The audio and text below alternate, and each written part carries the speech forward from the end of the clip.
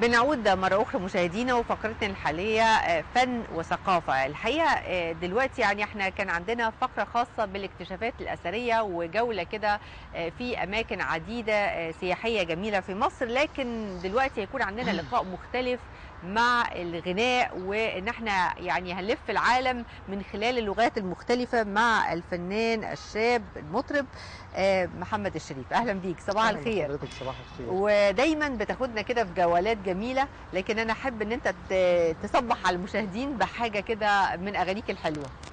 نصبح على المشاهدين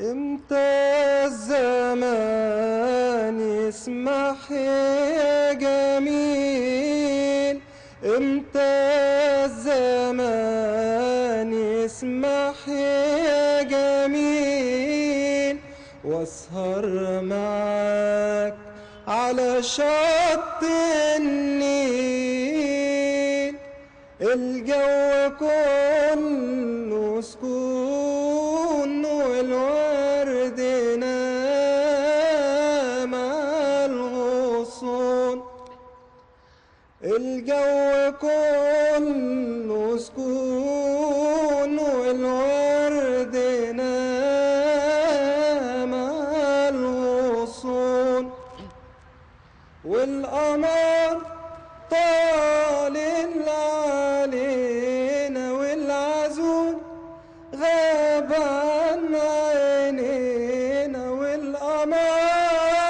طالع علينا والعزول غاب عن عينينا، وانا والجميل قاعدين سوا، قاعدين سوا، قاعدين سوا على شط النيل.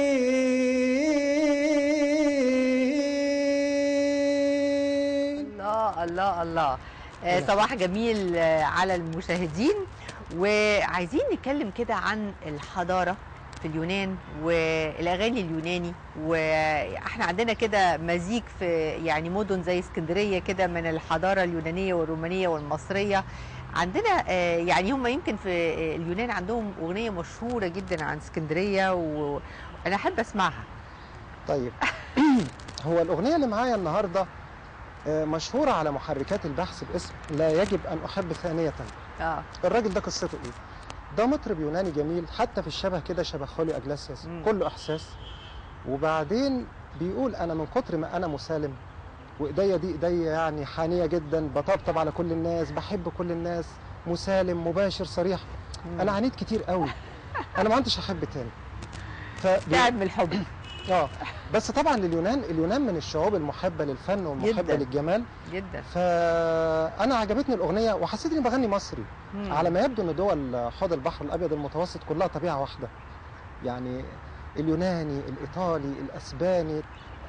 اسمع لحضرتك. طيب نسمع، وهسالك بقى انت بتتعلم في قد ايه كل لغه من دي؟ طب نغني وبعدين نكمل. Tomerte coma picara, ma toni pariali, gati kakeria, kathara, kimimia kardia, migali, gati kakeria, كثرة كيميميا كرديا ميغالي ثيمو تدفتري فرا ساسو جاناسيسو اوكي اوكي لا لا لا كترا ساثو سناجابيسو. حلوة جدا جدا، وواضح ان انت بتتقن اللغات بشكل رائع. يعني على الاقل الاغنية بتديني الانطباع ان انت يعني بتتكلم يوناني بطلاقة. وانا هقول لحضرتك حاجه، هو جوجل ترانزليشن ما خلاش حاجه. حضرتك لما تترجمي اي لغه في العالم للغه العربيه بحيث تستوعبي معناها، بتسمعي جوجل بينطق اللغه بنت بلادها. فدي سهله. بدل ما ادور على مدرس يوناني ولا مدرس هجيبه منين ده؟ فانت بتتعلم ازاي تنطق الكلمات باي لغه بقى. يعني انا عندي مثلا هنقول بولندي مثلا. انا عمري رحت بولندا؟ لا. كوبي بيست الليركس الخاصه بالاغنيه، وابدا بعد كده اشوف الترجمه بتاعتها واشوف ايه جو الاغنيه. تتكلم ازاي او بتتنطق ازاي كلمات. بعد كده بقى ابتدي اشوف النطق كلمه كلمه جمله جمله. هي معاناه بس حلوه.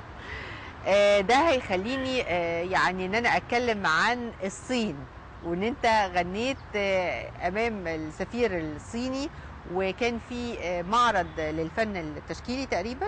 كان ده معرض دكتور عبد المنعم معوض.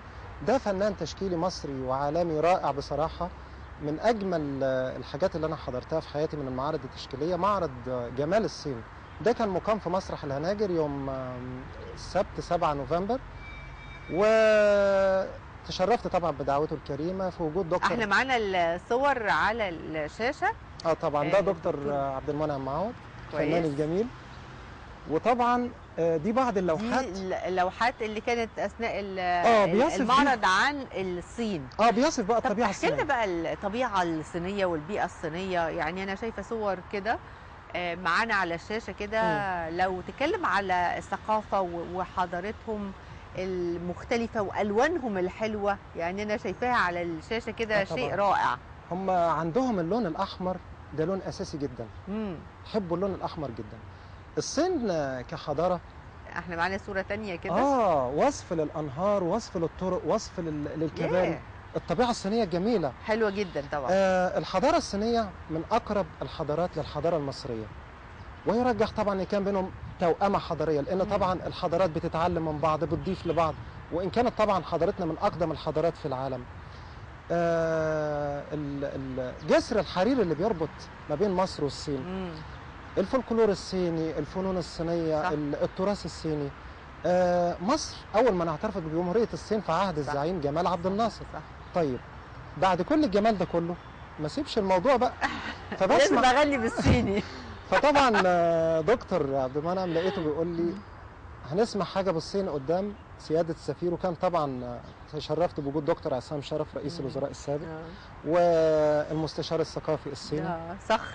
فوقفت قدام السفير الصيني بقول لها، قلت له يلانداي بياو دي شان تريزا تانج. دي معناها القمر يمثل قلبي. يعني انت عايز تعرف انا بحبك قد ايه، روح اتكلم كده مع القمر واساله شوف هو هيقول لك الحكايه كلها. فلقيته عمل لي كده تريزا تانج، لان دي عندهم ام كلثوم بتاعتهم تريزا تانج. فهي القصه بتاعت الاغنيه، انت بتحبني قد ايه، انا بحبك قد ايه. انا بحبك باحساس جارف، بشعور صادق، بقلب لا يتوقف. وبتسال يا حبيبي بحبك قد ايه بس بالصيني. حلو. يعني حلو ان انت بتدخل يعني في جو الاغنيه، بتعيشها، بتشعر بالاحاسيس اللي داخل الاغنيه، لانه مش اي حد عنده الملكه دي. يعني انت بتشعر بالكلمات، بتعيشها وبعدين بتبدا تغنيها. لا، وفي حاجه كمان، الجماعه اللي هم النقاد بتوع الادب والشعر والقصه بيعملوا حاجه اسمها المقاربات النقديه. فانا بعمل مقاربه، يعني الموضوعات تقريبا تعتبر واحده. الحب، الهجر، الخصام، الغدر، يعني متكرره موجوده، بس المعالجات الدراميه بتاعتها بلغه السينما مختلفه شويه. فانا لقيت دي هي دي، فمقاربه يعني. طيب احنا بقينا سمعنا يوناني، نسمع الصيني. نسمع الصيني. ولغه صعبه جدا. انا ما اعرفش غنيتها ازاي دي. انا مش عارفه بصراحه، بس هسمع.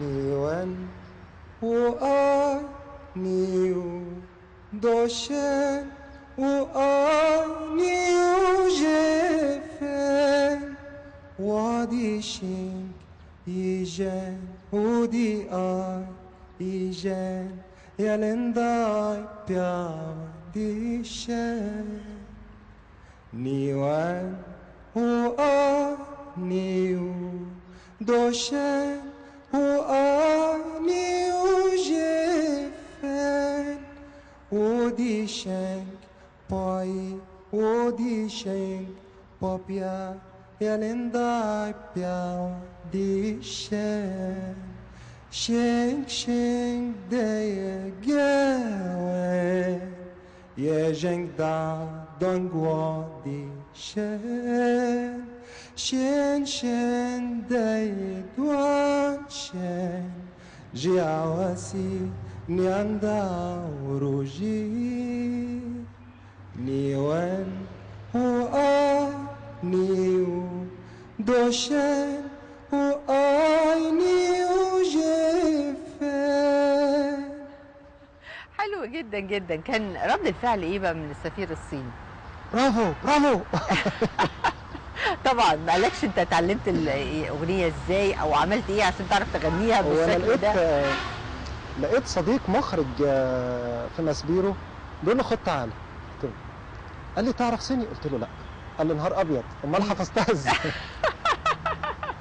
انا بقول لك صعب جدا. قلت له جوجل بيعلم اللي ما يتعلمش. عمل لي كده. الحقيقه يعني احنا كده اتكلمنا على الحضاره اليونانيه، اتكلمنا على الحضاره والثقافه الصينيه، غنيت باليوناني، غنيت بالصيني، لكن خلينا نتجه للحضاره الاندلسيه والاسباني، ويعني عارف جو كده مختلف من يعني الطرب والاغاني الجميله اللي ممكن نسمعها معاك. اسباني. Bésame, bésame mucho, como si fuera esta noche la última vez. Bésame, bésame mucho, que tengo miedo a perderte, perderte después. Bésame. Bésame mucho, como si fuera esta noche la última vez. Bésame,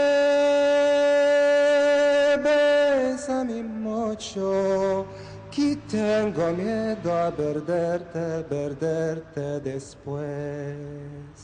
Quiero tenerte muy cerca, mirarme en tus ojos, verte junto a mí. Pienso que tal vez mañana yo ya estaré lejos, muy lejos de ti. Bésame, bésame mucho, como si fuera esta noche la última vez. Bésame, bésame mucho, que tengo miedo a perderte, perderte después.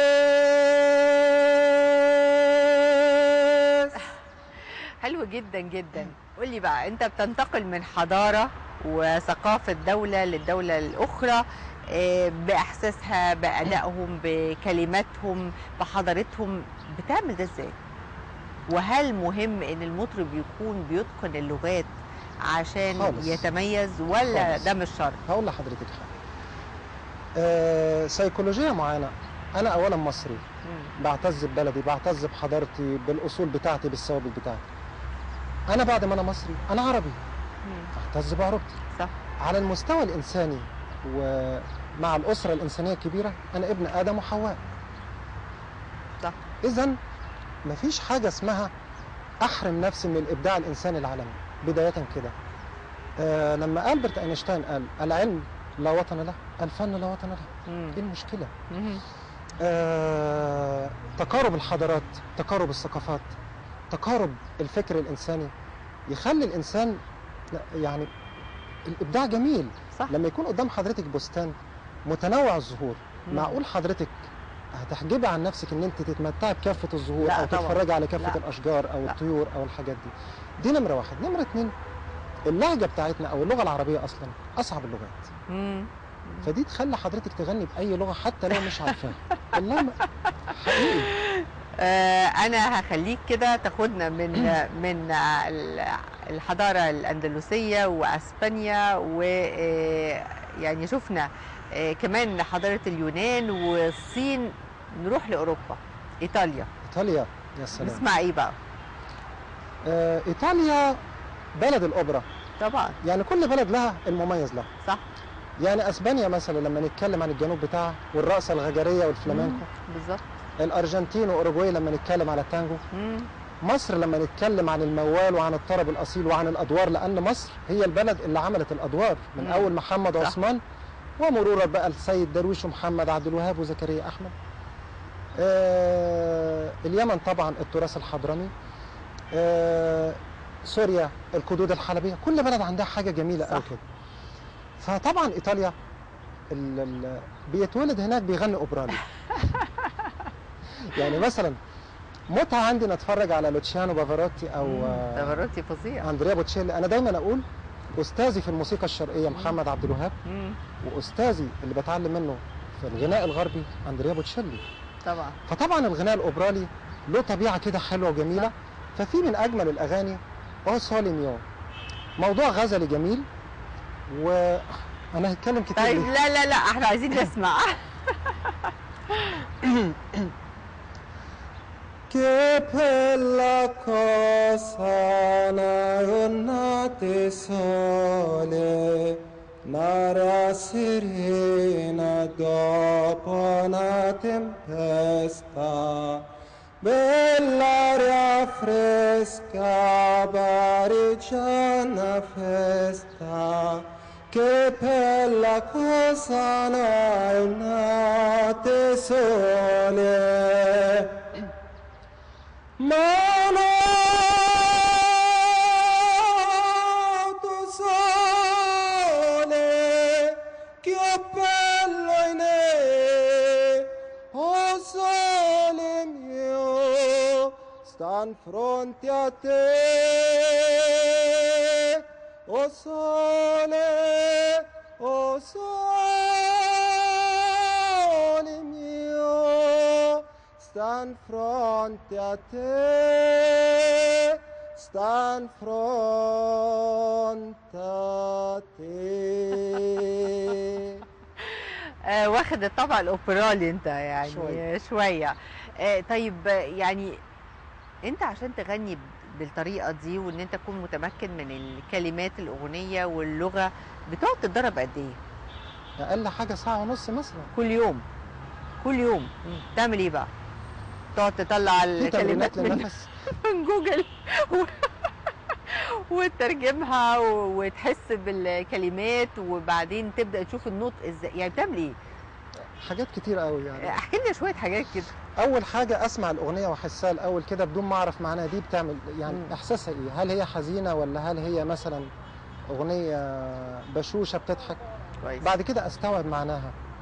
طيب دي بتنتمي لاي نوع من انواع الغنى او الفوناتكس بتاعها شكله ايه لما الواحد يجي ينطقه؟ طب ده متوافق معايا الاول؟ ما ممكن اتعب نفسي بس مش متوافق معايا. بعد كده ابتدي اعمل لها كوبي بيست، اسمعها الاول كليركس، غلبت معاها وتعبت، ابتدي بقى انزلها على جوجل تقعد تتدرب بقى واحده واحده بقى. بعد كده ابتدي اعمل معايره ما بين النطق بتاعي وما بين المطرب الاصلي. بتجهدني جدا. صح. بس بعد ما بتتحفظ خلاص. يعني على مستوى العالم لما تشوف المغنيين اللي كانوا بيغنوا بلغات مختلفة مش كتير، يعني كان منهم مثلا ديمس روسوس مثلا، كان عندنا داليدا بتغني بأكتر من لغة، بس هم على مستوى العالم مش كتير. هو اجتهاد مني علشان يعني انا ما بحاولش احرم نفسي من حاجة جميلة بصراحة. فاللي بتيجي قدامي انا بغنيها على طول. ايه اللي هنسمعه بقى بالعربي؟ حاجة كده من الطرب الأصيل الجميل نبدأ بيها اليوم. 3 سلامات يا وحشني 3 أيام، 3 سلامات يا وحشني 3 أيام، بإيدي سلام وعيني سلام، بإيدي سلام وعيني سلام وقلبي سلام. بعدك يا جميل طول وده هول، بعد بيطول بعدك يا جميل طول، وده هول بعد بيطول. 3 أيام يا روح قلبي وانا جنبي حسود وعزول. يقاسوني عليك مأساة، ينسوني هواك منساه. يقاسوني عليك مأساة، ينسوني هواك منساه. عمال الدنيا في عينيا، عمال الدنيا في عينيا. 3 سلامات وشوية 3 سلامات. الله الله الله. قولي بقى، شايف الفن بالنسبة للشباب ازاي؟ يعني شايف انه الفنان الشاب لازم يعمل ايه عشان يوصل ان هو يكون فعلا بيشعر بالكلمات، بيقدر يأدي بصوت جيد؟ الموضوع موهبة ولا تدريب ولا اطلاع ولا ثقافة ولا لغة؟ ايه بالظبط؟ لو هيعمل حاجة علشان مجتمع معين يدرس الشرايح اللي بتغني. يعني دلوقتي جزء بيغني شعبي من المطربين، انا بتكلم على اللي بيغني، جزء بيغني مهرجانات، جزء بيغني العاطفي، جزء بيغني تراثي، جزء بيغني كذا، جزء بيغني كذا. هو لا يمكن طبعا انه يحتوي المجموعة. مطرب لكل مواطن.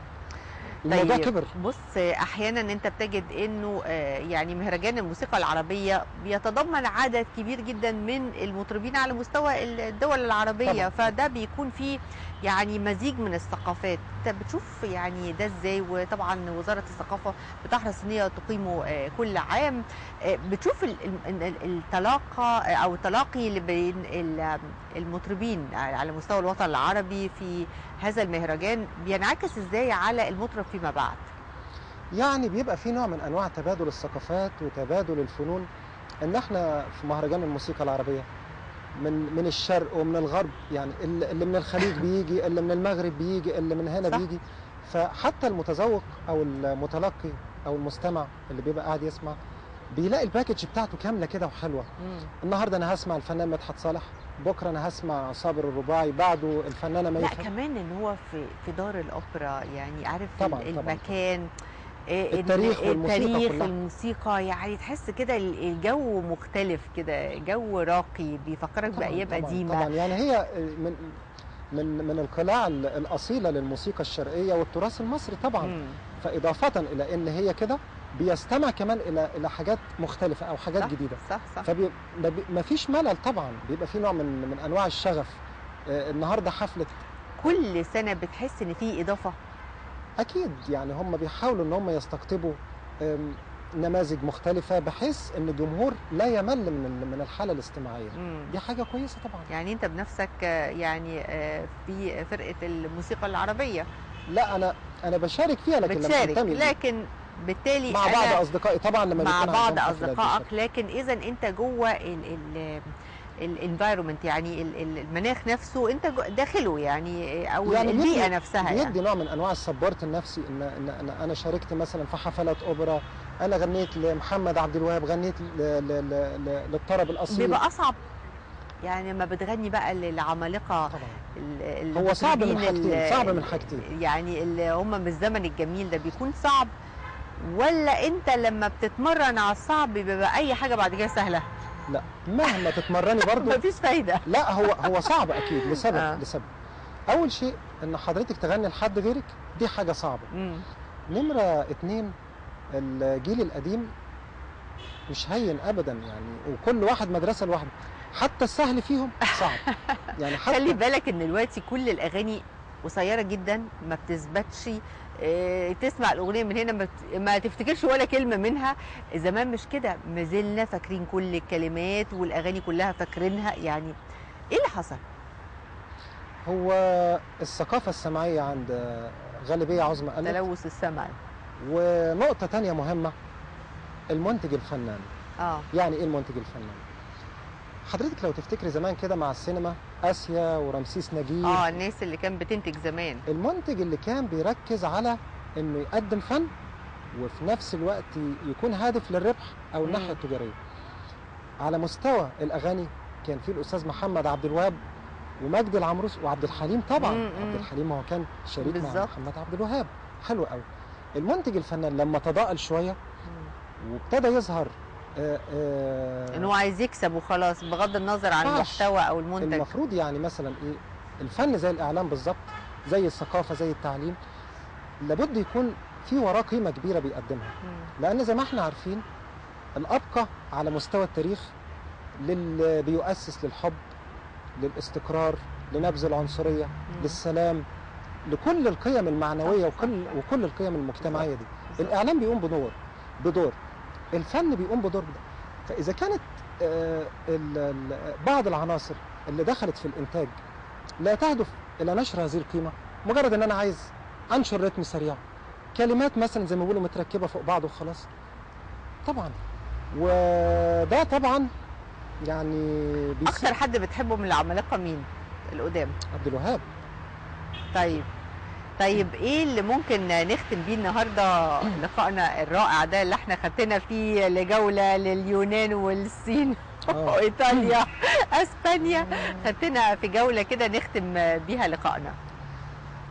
يا دنيا غرامي، يا دمعي، يا ابتسامي، مهما كانت آلامي قلبي يحبك يا دنيا.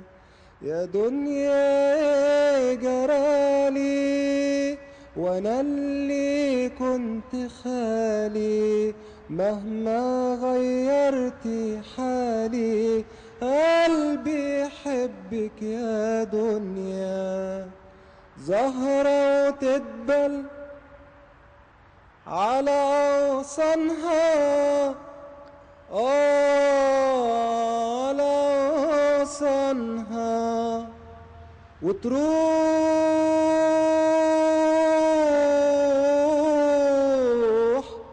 في الحال يلا اقطفها قبل أوانها. ده العمر خيال،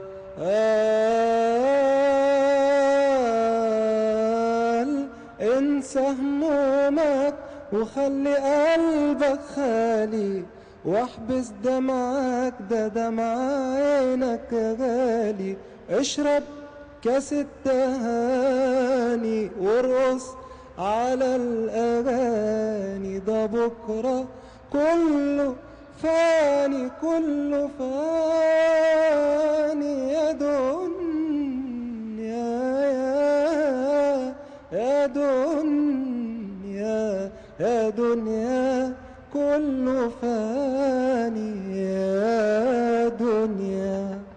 نورتنا، ميرسي ليك الفنان الجميل محمد شريف، نورتنا وشرفتينا.